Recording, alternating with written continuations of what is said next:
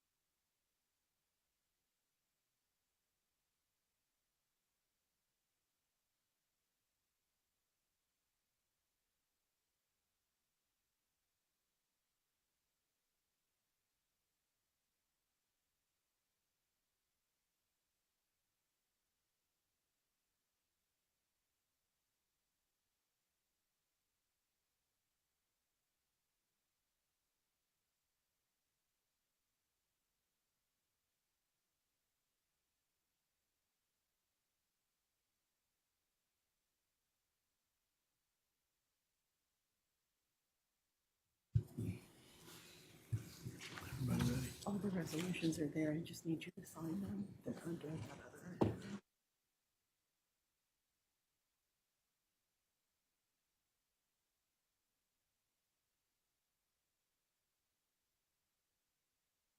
other. Meeting. Madam Clerk, first item, Freedom of Information Act. In compliance with the Freedom of Information Act, notice of meeting was posted and agendas were distributed to news media and persons requesting notification. Reverend Middleton, would you give us a prayer? Eternal God, ministers who work within Charleston County government, we ask your blessing upon all of us tonight so that we might be able to push the greater good that benefits all of those who live in Charleston County. And then, God, we just ask that you continue to just keep us on one accord so that we might be able to put aside all of our personal differences and or those things that divide us and unite us so that we might be able to do those things that make this county great. And we'll give your name the praise, honor, and glory. Amen. Amen. Mr. Moody, would you lead us in the pledge? Of the United States of America and to the republic which stands, one nation under God, indivisible, with liberty and justice for all. Thank you. Next item, minutes of April 25, 2023. Move to approve. Second. Moved by Reverend Middleton, seconded. Thank you very much. Item number 3, recognitions and resolutions. Economic Development Week resolution. Mr. Dykes, would you and your staff come forward?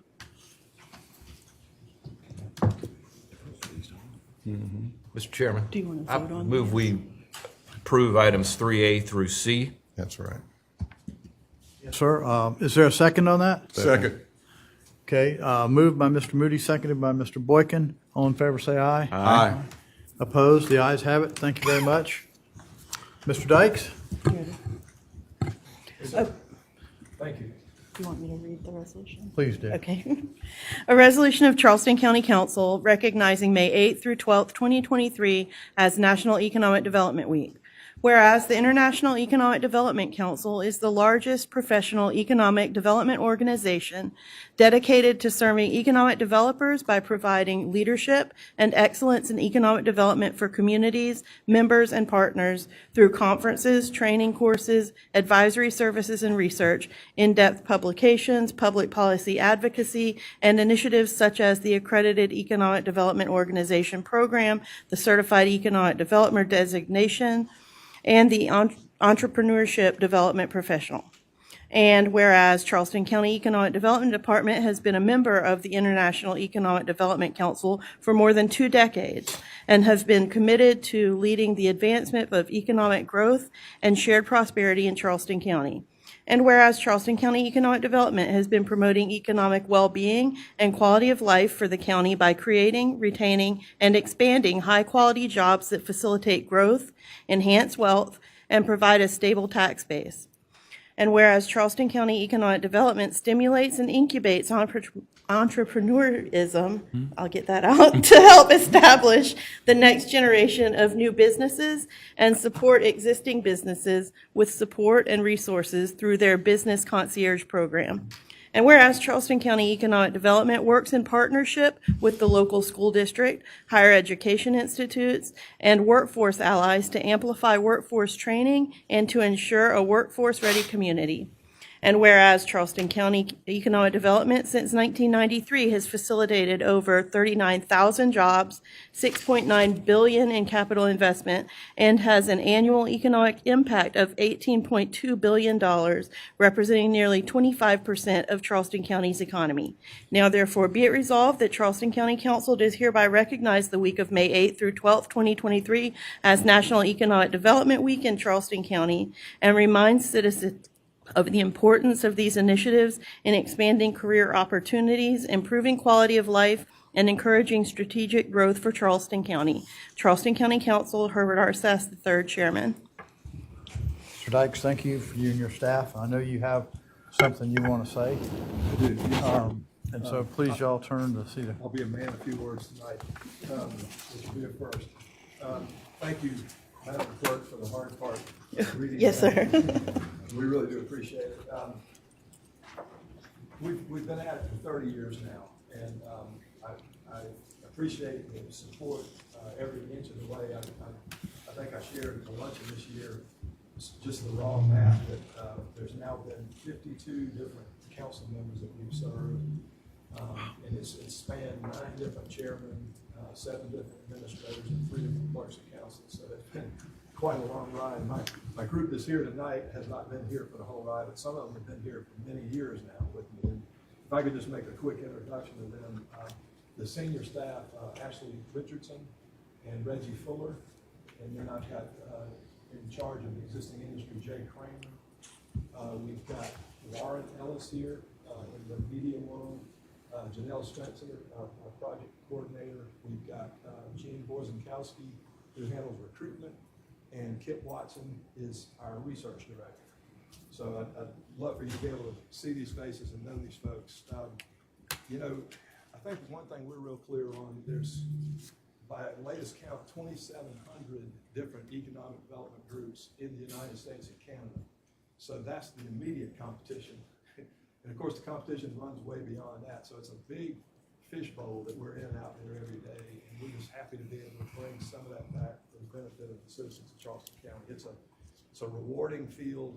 I'm happy to tell you that everyone you see up here is totally down with the cause. They love what they do, and that's why they perform so well. I'm confident in telling you that they're the best that the state has to offer and beyond that. So thank you very much for your support. Really appreciate it. Thank you.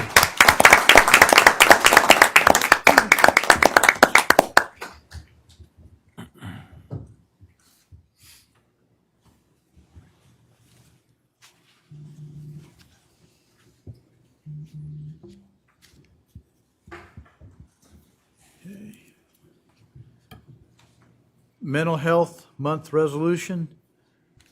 Ms. Roberts, Executive Director of Charleston Dorchester Mental Health, would you come forward? A resolution of Charleston County Council recognizing May 2023 as Mental Health Month. Whereas the area that someone lives in plays a significant role in their overall health and well-being. And whereas surroundings can impact if, how, and when a person's needs are met, which in turn affects mental health. And whereas having safe, stable, and healthy home conditions set the foundation for achieving and maintaining good mental health. And whereas with early and effective interventions, those individuals with mental health conditions can recover and lead full productive lives. And whereas each business, school, government agency, healthcare provider, organization, and citizen shares the burden of mental health problems and has a responsibility to promote mental wellness and support prevention efforts. Now therefore be it resolved that Charleston County Council does hereby proclaim May 23rd as Mental Health Month in Charleston County and urges all citizens, government agencies, public and private institutions, businesses, and schools in Charleston County to recommit our community to increasing awareness and understanding of mental health, the steps our citizens can take to protect their mental health, and the need for appropriate and accessible services for people with mental health conditions. Charleston County Council, Herbert R. Sass III, Chairman, May 9th, 2023. Thank you very much. Would you like to have anything you want to say? Thank you, and I really appreciate y'all doing this for us. I am the executive director of the Charleston Dorchester Mental Health Center, and I want y'all to know that 1 out of 5 people will suffer from a mental health diagnosis in their lifetime, and only about 54% of them actually get treatment.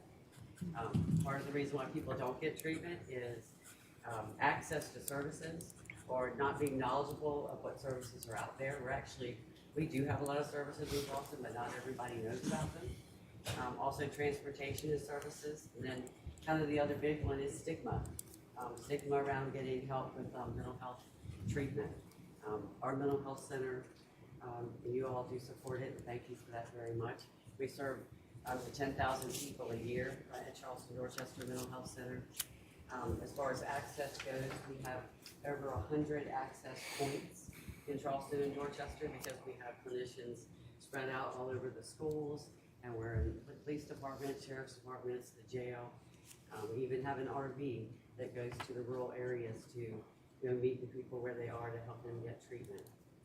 So that's the way to help with access. Another thing we do is we work closely with law enforcement and other first responders to train them, 40-hour training to help teach them how to work with mental health patients, how to recognize mental health patients on the street so that we divert a whole lot of people from going to jail. They actually drop off a person at our center about 15 times a month instead of taking them to jail. And that's because of our great relationships with all our partners and all the agencies and the hospitals. So lastly, I'll say people need to reach out for help. They need to talk about it to get rid of the stigma. It needs to be talked about at your dinner table. People shouldn't be scared to come forward, or if you know somebody who needs help. We do have a 24/7, 365-day-a-year mobile crisis team in Charleston. We've had it since 1987. So you can call our number at our clinic and reach us for that anytime. And I'm proud to say another option that's opening in South Carolina is, have you all heard of 988? Everybody heard of 988? It was the old suicide hotline. Well, it's now been changed to 988, so you can remember what it is. And all across the nation, we're trying to get all the states to be able to answer their own calls for 988 for when people call, because each state knows their own resources the best. And in South Carolina right now, we only have one 988 call center. It's in Greenville and run by Mental Health America. And as of June 1st, our Charleston Dorchester Mental Health Center is going to open the other 988 centers. So we will hopefully be able to answer 100% of calls and that are called in South Carolina by South Carolina. So I just want to say, reach out to people if you need help. If you have a problem, if you see someone with a problem, there is help out there for people. And I thank y'all for your continued support for our center and for our services. And thank you for this. Thank you.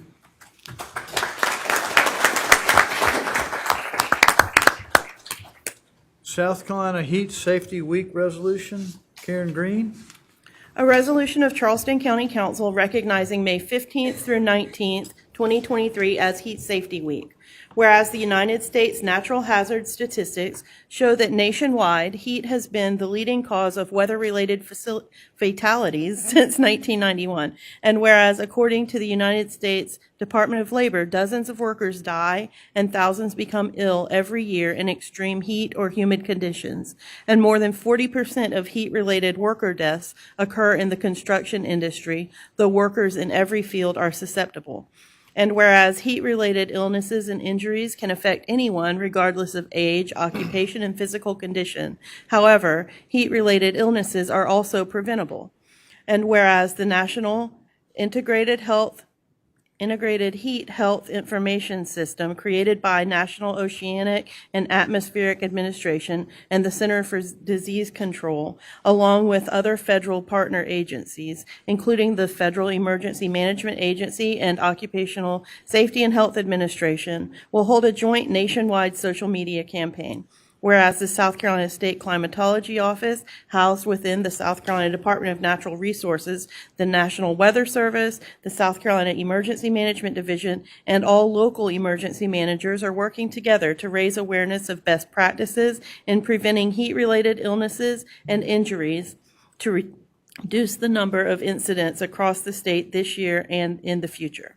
Now therefore be it resolved that Charleston County Council does hereby proclaim May 15th through 19th, 2023 as Heat Safety Week in Charleston County and encourages all citizens to join this effort to increase public awareness for those living in or planning to visit Charleston County of the impacts of heat-related illnesses and measures to protect themselves this upcoming summer. Charleston County Council, Herbert R. Sass, III, Chairman.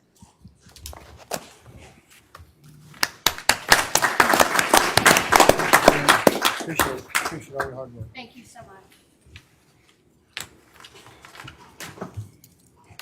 Okay, number 3D, commemorating President George Washington's visit to Charleston. Move for committee recommendation. Second. Moved by Mr. Moody, seconded by Mr. Boykin.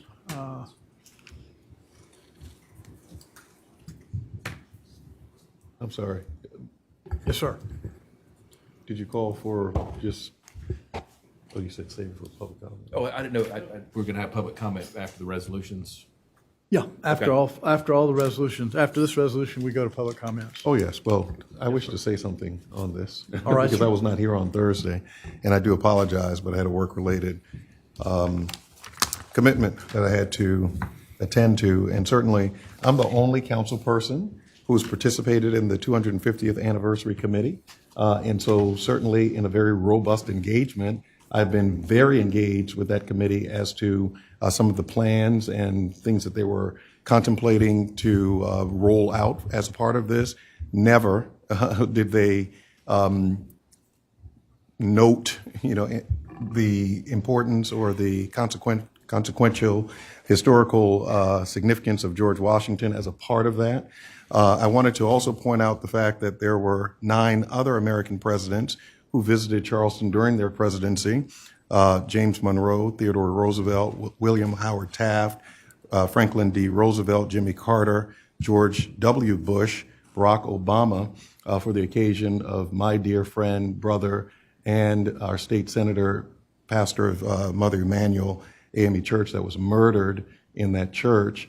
And the president, I took the call from Valerie Jarrett. It's recorded in history when she called wanting to ask for the president to be the eulogist for that funeral. Mm-hmm. I'm the one who coordinated with the College of Charleston the entire service that was held along with the advance team. And so Barack Obama did come on that occasion, and then Donald Trump, of course, at the airport just for a rally, but it was during his presidency. I do feel that when looking at one individual, particularly based on us already having conversations surrounding just the commemoration on recognizing President George Washington himself in his visit to Charleston. Now we're putting it in conjunction with the celebrating the 250th anniversary. There are so many other American presidents who also came. Now, certainly they weren't the first American president. They were in sequence. They were in sequence the 5th, 26th, 27th, 32nd, 34th, 38th, 39th, 43rd, 44th, and 45th presidents of the United States. But certainly all of their visits were in Charleston. And so to I missed Thursday, and I know the committee recommendation already, but to bring this up again in a backhanded way, I find it to be extremely puzzling when I know, and I've spoken with several council persons who then opposed it and now support it. And so I was not here as a part of some of the discussion, but I want to know, how did this change and why are we bringing this back? Since I put it together, I'm happy to answer that. One of the reasons is this week we celebrate the 232nd anniversary of our first president's visit to this area. And I hope that part of when I read back our original resolution on the 250th, one of the purposes was to bring remembrance certain individuals and events through the course. I know it's not until 2026, but nonetheless, I hope to see other opportunities to celebrate those who have visited and played an important role in our history. And so this was just one of those, and it happened to fall at the same time as the anniversary of his visit here. So, and I certainly wanted to be clear that I circulated the proposal to all of the council members beforehand, and sought any input and didn't receive any from you. So. Well, I told you I would look at it, and certainly, and I was looking for it to come during the time that you were circulating, and it never came, and then it did. And so I thought it was dead, because it didn't come during that time when you made the call. It just came last week. And No, sir, I sent it to you the day after I called you. No, I know. I'm saying that you sent it the day after you called, but it did not find its way on an agenda until last week. It was a long time ago when you made the call and you circulated the resolution, so it did not come immediately. That's why I thought it was. I didn't know what the status was because it never came. Well, I apologize if it was unclear, but the intent was to bring it on the anniversary of his visit here. Mr. Chair. Yes, sir, Mr. Boykin. Milton, I've heard your, I would say, discussion or comments regarding all these other presidents that visited Charleston. I would point out that President Washington was the only one that was involved in the Revolutionary War and led our troops and became our first president, which wasn't for his leadership and that victory, we wouldn't be having a 250th anniversary. So I would say for him, that's what separates him from the others that may have visited here. Thank you, Mr. Boykin. Mr. Pryor? I'm still saying that's why we have President's Day, to commemorate all presidents. And I too, when Ms. Honeycutt sent this to me, I told her I cannot support it because it was just added into the 250th. I mean, to get it to go by with some council members. But I still say again, you start going down this road, then what's going to be next? Because, you get a couple of phone calls, I get a couple of pressure from colleagues, other people. I think President's Day all presidents should be celebrated on President's Day. I said that from the beginning, and I still feel that way. But if it passes, it passes. But I'm going to be a no vote. All right. Thank you, Mr. Pryor. Mr. Kabrowski? Just briefly, this is the 232nd anniversary of that visit. And just for note, today is May 9th. The visit was May 2nd to May 9th of 1791. So it's still within the exact week that President Washington was here. He was a commander of our armed forces to lead for independence. He was the first president. And nowhere else in America could we kind of relive those steps. He rode his horse down Broad Street, worshipped at St. Michael's and St. Philip's. There was a celebration. He spoke at the Exchange Building. They had a ceremony for him at McCrady's Tavern. And this is a chance for anybody from all walks of life to retrace those steps. And was the second one in my family, or second generation born in America. We wouldn't have a country if it wasn't for him. We wouldn't have our independence, and we wouldn't be living in the greatest country that's ever existed. So part of it is to honor it, and I think the timeliness of it is, again, it's May 9th today, and that's within the May 2nd, the May 9th anniversary of that visit. So I think it is appropriate to do it today. Thank you. Thank you, sir. Mr., if I may please, sir. Yes, sir, Mr. Darby? Old George. If George could see this country now, unlike the British, who set their slaves free in 1832 and took America up to 1865. So thank you, George, for that. Even those slaves who fought for free promised this freedom. And yet under George, they returned to slavery. So thank you, George. I understand and I do respect Mr. Washington as the president. My opposition to this measure is because what I mentioned last week, quid pro quo. When Mr. Kabrowski brought it up, it failed, and it should come back for another year. But somehow it was networked with what Ms. Honeycutt has. But the reason why I opposed it, at first I was in favor. Even when Mr. Kabrowski said, if you were to change one sentence, I will vote for it. Meanwhile, Mr. Kabrowski had given me his vote for the sheriff department. That was his vote. That's what his words to me.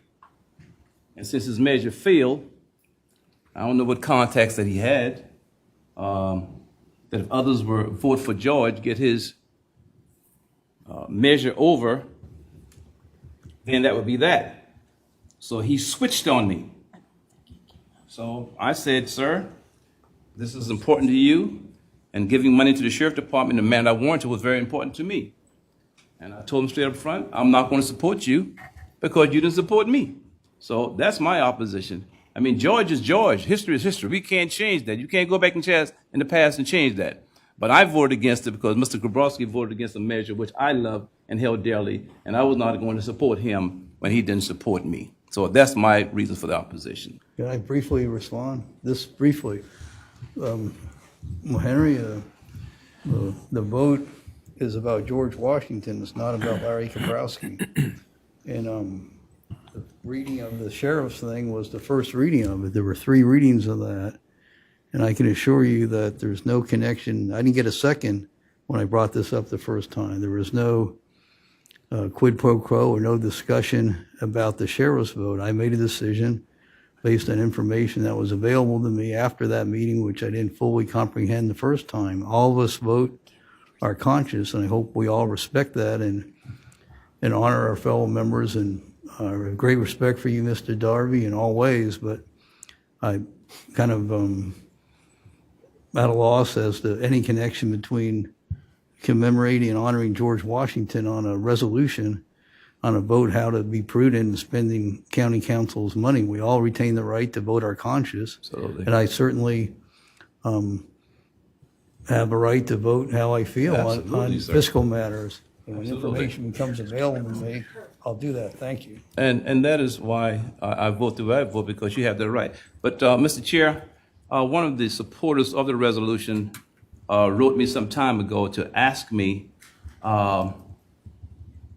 in terms of why would I vote against it. I wouldn't call his name, but he said, sir, please explain to me your objections to the George Washington resolution introduced at a council meeting.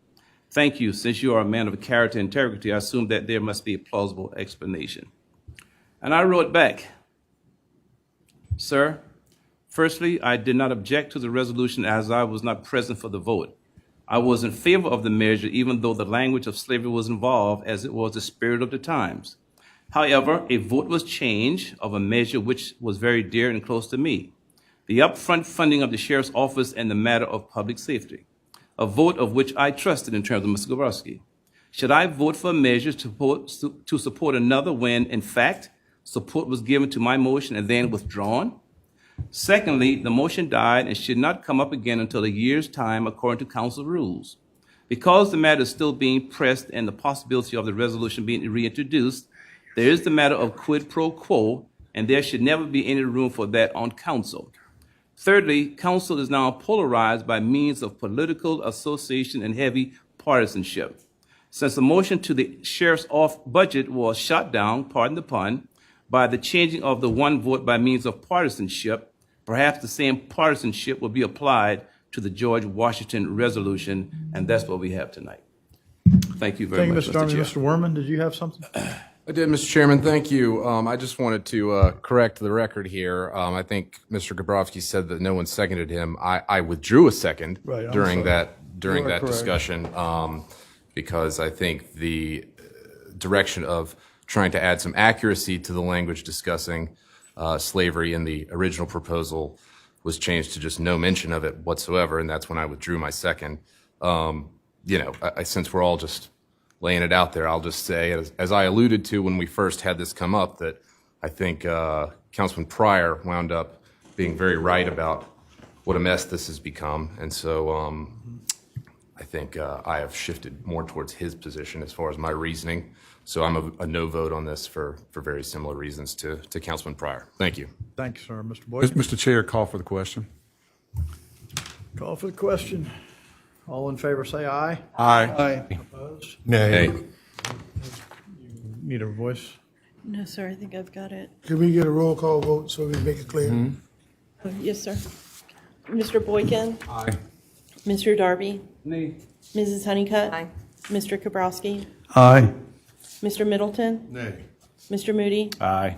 Mr. Pryor? No. Mr. Werman? Nay. Mr. Sass? Aye. The motion passes 5 ayes and 4 nays. Thank you. I'm going to disband this meeting for public comments. Before we do that, I'd like to say that we live in the greatest country in the world, and a lot of people have shaped our future. Everybody that came before us has shaped our future, and the people that are coming behind us are helping to shape that future too.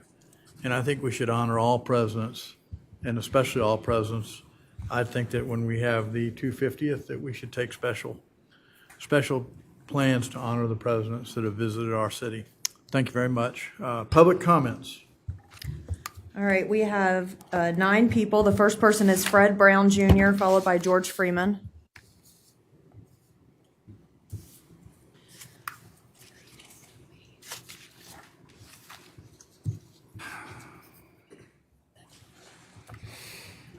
Afternoon. I'm Fred Brown Jr.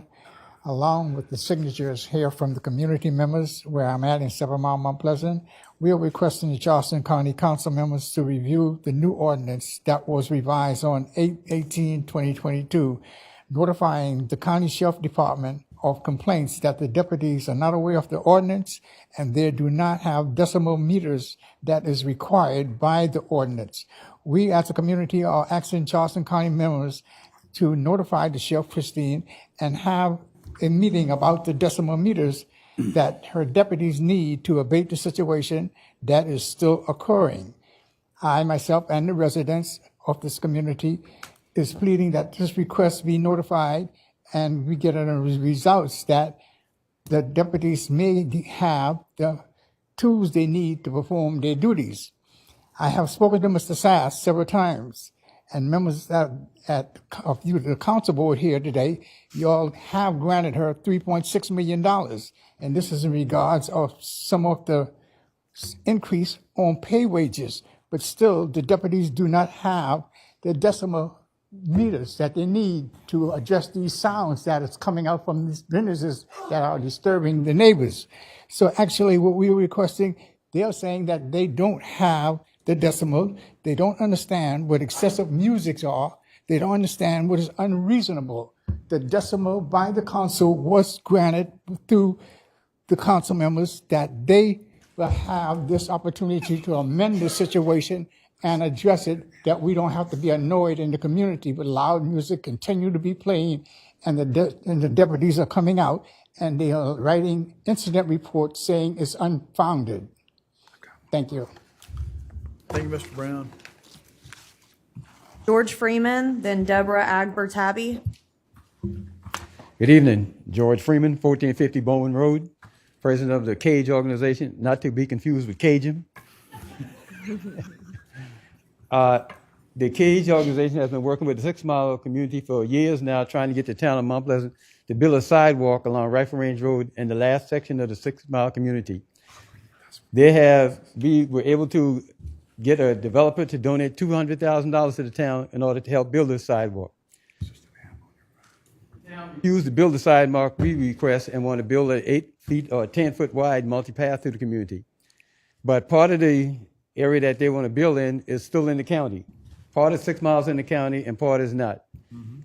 I walked the area that's in the county with Councilman Kabrowski to show him just how dangerous the section is that's in the county, where you have a ditch on both sides and a narrow strip of land to walk along to avoid traffic.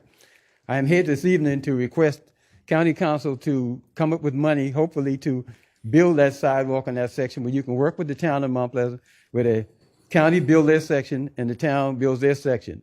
The reason I'm here tonight asking this is we're hoping that if the county builds your section, it will force the town of Mount Pleasant to build the rest of it as a sidewalk, a regular sidewalk in the 6 Mile community, instead of this multi-pass thing where they have to take citizens' property in order to put a sidewalk on. This is the last section in the 6 Mile community that needs a sidewalk. It's a safety issue. We're hoping that we can get your support on this, because we'd hate to have a situation where someone gets hit or killed in this area because the town of Mount Pleasant is refusing to give us the type sidewalk that we're requesting. Thank you. Thank you, Mr. Freeman. Deborah Agber Tabby, Jane Hirsch. Good evening.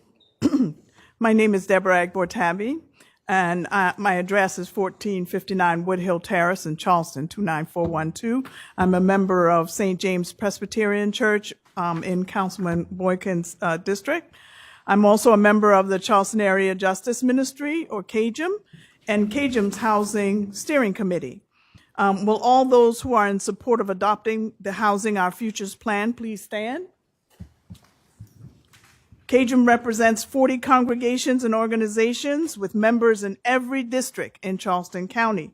We stand in support of the leadership that you have displayed in having the Housing Our Future plan created, but the work does not stop at its creation. Our community needs the tools outlined in the plan and recommended by the consultants and your appointed committee. Tools such as an affordable housing trust fund, which will enable the much needed creation of improvement and maintenance for our residents. Look to our neighbors in Greenville who have used their housing trust fund and leveraged their investment of $7 million into over $200 million. This return on investment is too fiscally responsible for us to ignore. This allows you to let housing experts worry about housing, and you can focus on your other responsibilities. This would be a win-win situation for our residents who are continuously priced out of housing that is within their means. So we, the community, are asking you to urgently move to adopt the Housing Our Future plan at your next council meeting. You have the power to meet the needs of the community in this housing crisis. When you choose to do what needs to be done, we all win. Our communities prosper and become better places to live, work, and do business. Thank you. Thank you. Jane Hirsch and Birdseye. Good evening, council members. My name is Jan Hirsch. My address is 2021 Reynolds Avenue. I'm a member of Kahal Kadosh Beth Elohim, KKBE, and the Housing Committee of the Charleston Area Justice Ministry, or CAJM. At the council meeting on March 21st, the Housing Our Future plan was presented. This is the first comprehensive county-wide housing plan and has gotten broad support. Organizations such as the Chamber of Commerce, Realtors Association, and Habitat for Humanity all had members on your appointed housing committee, and they all support this plan. This plan has the potential to really begin to address the community's severe housing crisis. We know that this is a dire situation when 40% of homeowners and over 50% of renters in Charleston County spend more than a third of their monthly income on housing costs. That's over 200,000 people. I'll skip the part that I wanted to tell you about Greenville because Ms. Deb already did that, but we would like to urge you to adopt the Housing Our Future plan and set up the Housing Trust Fund. And we thank you for your work. Thank you, ma'am. Ann Birdseye, Virginia. My name is Ann Birdseye. I live at 1826 Somerset Circle. And I am also on the Housing Steering Committee for the Charleston Area Justice Ministry and attend Circular Congregational Church. The Charleston Area Justice Ministry applauds your investment in the Housing Our Future plan and supports your urgency in implementing it. The Housing Our Future plan stresses the need for an ongoing, substantial investment of funds, enough financial support to assure investors, developers, builders, employers, and the community that this is a serious and sustained effort to provide homes that people can afford in Charleston County. To create this reliable funding source, an affordable housing trust fund is an essential first step. CAJM calls on you to establish the Affordable Housing Trust Fund and to commit to continued funding in your budgets. And we stand ready to help in any way that we can. Thank you. Virginia Jameson, Anthony G. Bryant.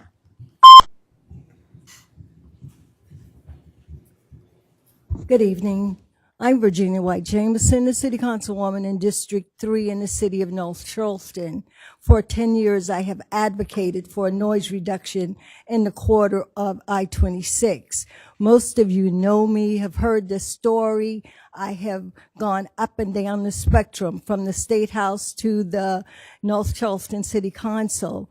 I have worked with several people here, Mr. Armstrong to be exact. Recently, back in April of last year, SCDOT, under direction of Christy Hall, submitted a grant under the RAISE program. The grant was not accepted because it really didn't fit the criteria for what the RAISE grant, was built on.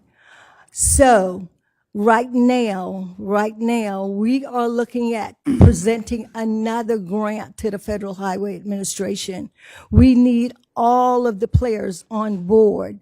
That means SCDOT under Secretary Hall, and she is committed.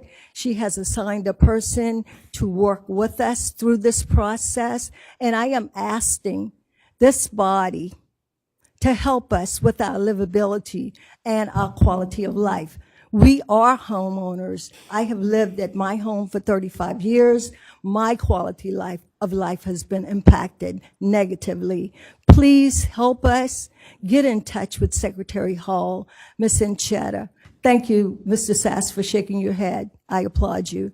And get on board, guys. We've got to do this in my lifetime. It's been 12 years. It's been a hard struggle. It's not over, and I'm never going to sit down until that corridor is free. Thank you. Thank you. Anthony G. Bryant, Anthony Greer. Anthony G. Bryant, period. I did a public hearing at the White House, partnership with faith-based organizations and neighborhoods with the Department of Justice, and my contention regarding the war on drugs and its failure, and people who is on drugs can't be productive enough to make an income for 50 years. Mr. Way of the FBI is on my Facebook. I make public comments online. He responded May 5th, 2023, the day of my aunt's wake. And the issue was 92700 Federal Prosecuting Guidelines, qualified immunity under notice about personal use of personal information, investigated proposed by the NADDIS system and the investigative reporting filing system. And that's a real big issue because you can't determine the war on drugs as a field. You can't identify policy and practice issue. You can't identify a causation, adverse harm, or disparity if you don't look at the war on drugs as a failure from a county, local level. So therefore, the problems that we have, the types of adverse harm by the police to others and harm to themselves, is a result of this failed policy. And as an African-American man, if you say you're a Christian, how can you support the death penalty federal and state level? Christ had the most horrible experience of death. He forgave us, so we didn't know what we were doing. But we will basically use the state to destroy people in most cases that would have been destroyed in first grade and third grade reading levels. This is my work. This is what I'm committed to doing. I have no interest whatsoever in playing the race card or whatever, because that card was played in 1876 when they took the federal troops out of South Carolina. The race card was over then. We were on our own from that point. So I'm a very serious brother. I take things very seriously when it comes to black people. I make no apologies about being black. That'll never happen. I will not compromise that for anybody, any position, be U.S. Senator, a congressman, nothing. I love being a brother. So at the end of the day, we hope that you stand with me in saying that the death penalty is wrong in South Carolina on the federal level as well. What does the death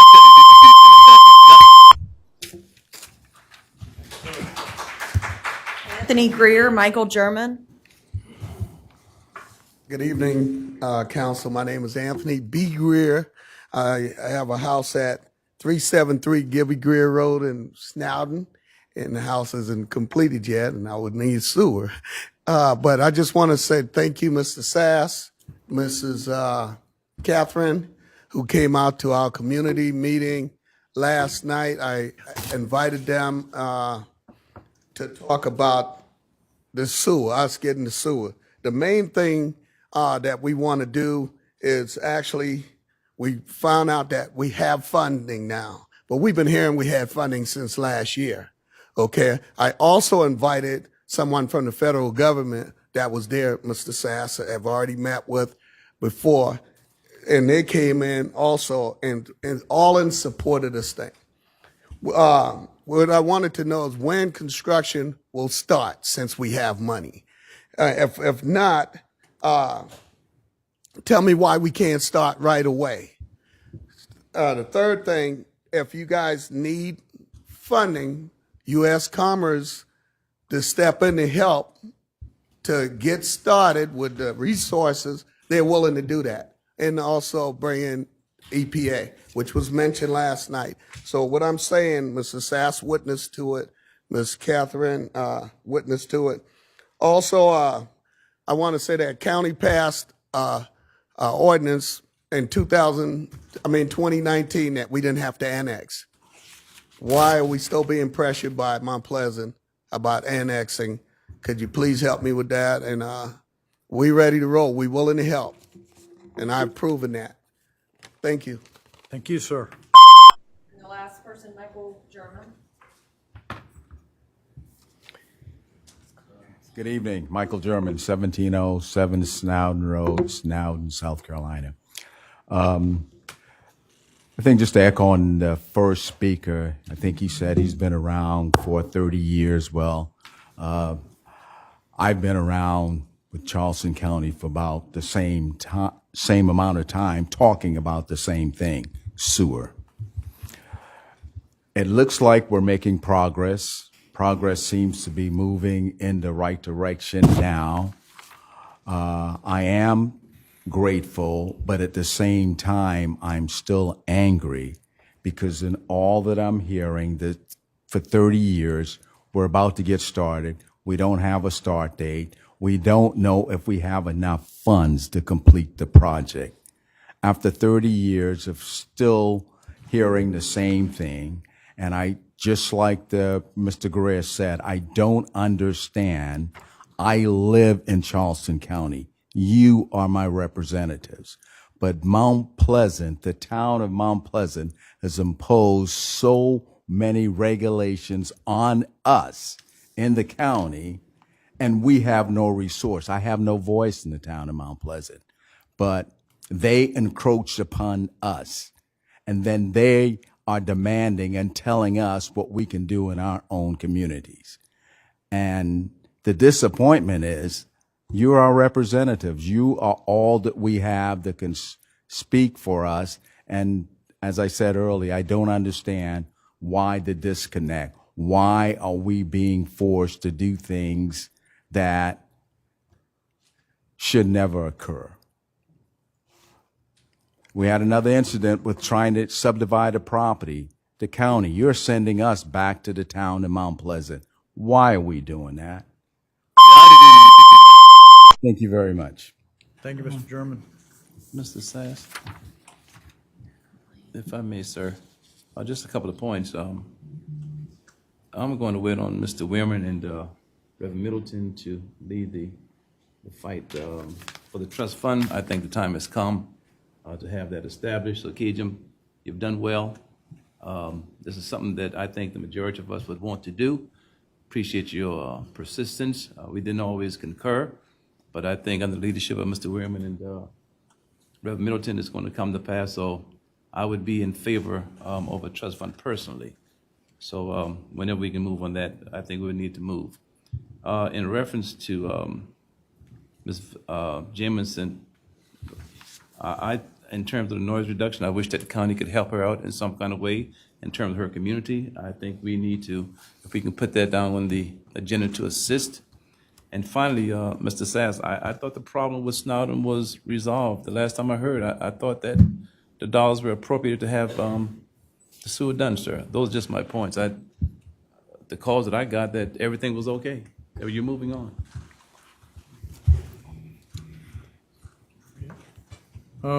Mr. Darby? Yes, sir.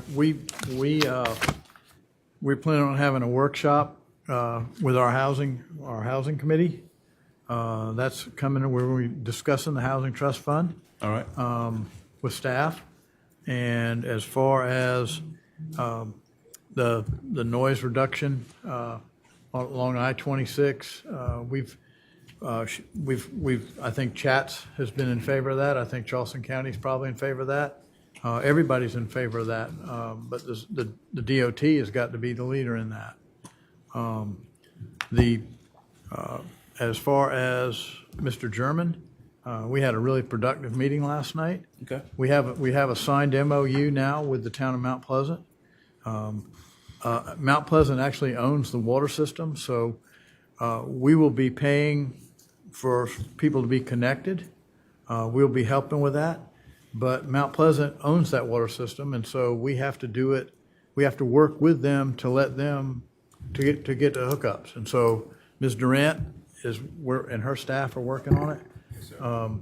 And unfortunately, we can't tell Mount Pleasant they have to do it tomorrow. But we are working with them. It's frustrating for all of us. Yes, sir. And I just want you to know, and I'm sorry, I should not be talking. I don't like being talking during public comments. Yes, sir. But I felt like these things needed to be discussed. Thank you, sir. Mr. Middleton? Mr. Chairman, I do also respect what you just said, not talking during public comments, and I wish to add, I don't know when the adoption of the Housing Our Future plan is intended. I don't know if that also is slated for that Housing Committee meeting, whenever that is to be called, but certainly I think it's time. We've workshopped the Housing Our Future plan. We've had them come back a few times. We've all had it. And so I think it's beyond time to at least put that on an agenda to vote on it.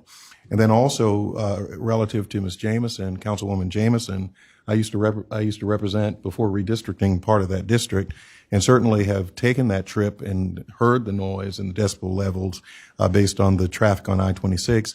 And I think what she's asking, not just DOT, she's just asking for us to support, be a supporter of that grant. And we all know, as it relates to grants, that having strong support from partners to include governmental agencies like county council would certainly go a long way. And I would recommend that we receive that information and see what we can do to write a strong letter. If 5 persons agree that that should be our position, I represented that district, so I do have an affinity to make certain that we see some of these things through, and it is a problem. And certainly if it were in our backyards, literally, I think we would have a similar hope that Ms. Jamison has. And I heard her say that she wishes for this to happen in her lifetime. I really pray that we're able to advance that. Yes, sir. Thank you. I am going to reconvene this meeting. Item 4, second reading ordinances. Madam Clerk. An ordinance authorizing the execution and delivery of a fee in lieu of tax agreement by and between CK Crosspoint X LLC, the company, and Charleston County, whereby Charleston County will enter into a fee in lieu of tax agreement with the company, providing for payment by the company of certain fees in lieu of ad valorem taxes and other matters relating thereto. Mr. Boykin? Aye. Mr. Darby? Aye. Mrs. Honeycutt? Aye. Mr. Kabrowski? Aye. Mr. Middleton? Aye. Mr. Moody? Aye. Mr. Pryor? Aye. Mr. Werman? Aye. Mr. Sass? Aye. The ordinance passes second reading with 9 ayes. And then an ordinance amending ordinance number 2216, authorizing an exclusive franchise for the collection of solid waste from households in unincorporated areas of the county and other matters related thereto. Mr. Boykin? Aye. Mr. Darby? Aye. Mrs. Honeycutt? Aye. Mr. Kabrowski? Aye. Mr. Middleton? Aye. Mr. Moody? Aye. Mr. Pryor? Mr. Werman? Aye. Mr. Sass? You gotta say yay now, not nay, yay. Changed up Yes. the pronunciation there. Okay. The ordinance passes second reading with 9 ayes. Thank you, ma'am. Committee recommendations with first reading ordinances. 5A, James Island Public Service District Fire Station bonds. Move for approval. Second. Moved by Ms. Honeycutt, seconded by Mr. Boykin. Any discussion? Yes, sir, one question. Corinne, will this affect our credit rating at all since we are actually sponsoring this, I guess? No, it doesn't. Our credit rating, this is not Charleston County's debt. It's St. Andrew's debt, so it will have no impact whatsoever. Okay, I just wanted to be sure. Thank you. All in favor, say aye. Aye. Opposed? The ayes have it. Thank you. An ordinance authorizing the James Island Public Service District, South Carolina, to issue not exceeding $6,500,000 aggregate principal amount of general obligation bonds, providing for the publication of notice of the said findings and authorization, and providing for other matters related thereto. Thank you. Item number 6, consent Mr. Chairman. agenda. Move for approval 6A through D. Second. Moved by Mr. Pryor, seconded by Mr. Moody. Approve items 6A through 6D. Any discussion? Hearing none, all in favor say aye. Aye. Opposed? The ayes have it. Thank you. Number 7, Finance Committee recommendations. Chairman, Yes, sir. move for committee recommendation on 7C, money comes from accommodation tax, $75,000. Second. Number C. I think he wants A, B, and C, with and C C. amended to have the money come out of the A tax revenues as opposed to council contingency, and I second it. You seconded, okay. Moved by Mr. 75,000 is the amount. Moved by Mr. Pryor, seconded by Ms. Honeycutt. Any discussion? All in favor say aye. Aye. Opposed? The ayes have it. Thank you very much. Mr. Werman, public comment? Council comment? Excuse me. Yes, sir. Thank you, Mr. Chairman. You know, I'll be brief on this, but I do think we should recognize the officer-involved shooting over the weekend, Deputies Cubbage and Hodge, and just recognize that, you know, while we're always trying to improve our justice system, there are folks who we owe a lot to, who are putting their lives out there on the line. My understanding is that Deputy Cubbage is expected to have a full recovery, but just want to recognize their service and sacrifice, and frankly, that of their families as well. So wanted to say that first and foremost. Right. And I think I'll leave it at that. Thank you, sir. Mr. Pryor? I second what Mr. Berman has just said. Our police officers and our first responders are under a lot of pressure these days, and so we pray God's guidance and protection over them as they do the work of the people. Thank you. Thank you, sir. Mr. Boykin? With the risk of being redundant, I'll follow those comments. I personally had the opportunity to go down and visit with Deputies Cubbage and Hodge at the hospital after the incident, and also view a portion of the video of the incident. And I just want to say, having spent nearly 30 years in law enforcement, the bravery and courage and valor in the face of deadly fire was exceptional by those two young men, and I thank God they both got to go home to their families. Thank you, Mr. Boykin. Ms. Honeycutt? On a different note, I wanted to say thank you to those from the Charleston Area Justice Ministries who met with the chairman and I prior to our meeting. We had an excellent conversation, a very timely conversation about the implementation of our affordable housing, or our future plan, but what elements of that we can really strike hard in the next few months to get rolling. And so I look forward to working with council in a unified way as we approach the affordable housing issue and start putting some real meat on the bones. And so thank you to our staff that are also working on that. And I believe Mrs. Clerk, did we circulate dates for our? I have not circulated them yet. Okay, so you should all receive an email and hopefully respond quickly as to when you're available to meet to go over the workshop. Thank you. Reverend Middleton? Yes, thank you very much, Mr. Chair. I certainly appreciate Council's authorization of the nonprofit relief grants, and certainly we've had 3 rounds of them, but it seems like there's still yet more to be potentially awarded, and so I don't know what needs to be done, to reopen that, or if we have any additional funds potentially to help, in that area, because certainly there's still those out there that need that.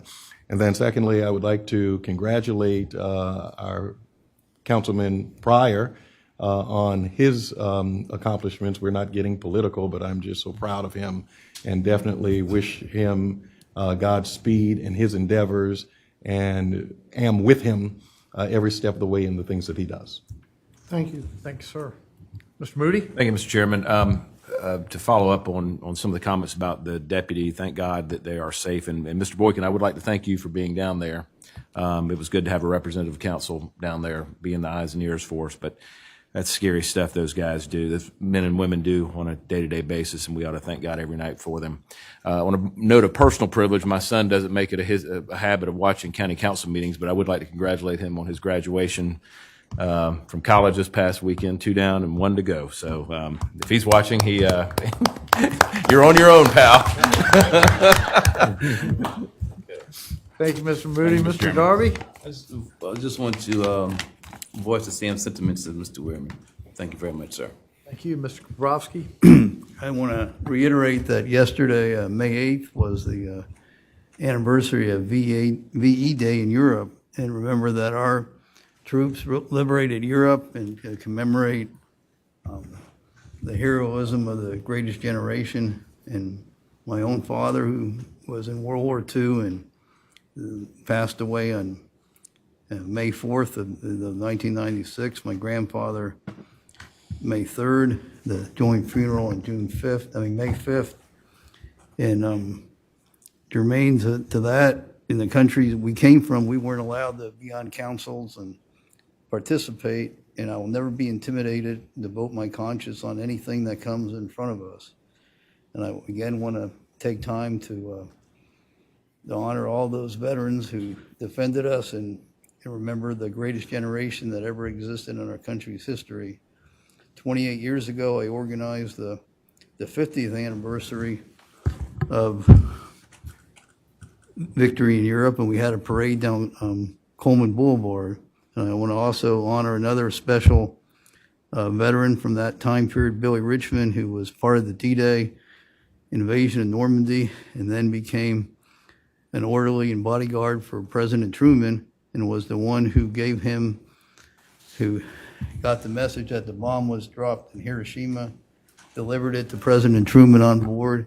And of course, being Billy read it first, but he always says that President Truman then said, "Boys, you're going to go home." So I think we should never forget the sacrifices, again, of the greatest generation that ever lived. Thank you. Thank you, sir. Mr. Administrator? Nothing here, sir. Ms. Ham? No, sir. Thank you. Thank you. Ms. Durant, I'd like to thank you especially for last night going with me. We had a great community meeting. Really got to see a lot of good folks, and we've gotten to know them all pretty well. So I'm really wanting to make progress on that, and I know you are. And we might have to chase them around a little bit to get them to perform. So thank you for that. We'll keep after that. We really will. And I would like to say that I was able to see that dash cam video, and our police were incredible. They really were incredibly well trained, and just so happy they were, that there was a lot of bullets flying, and really scary. So we have some incredible people working for us. We all have to remember that. Thank you all very much. This meeting's over.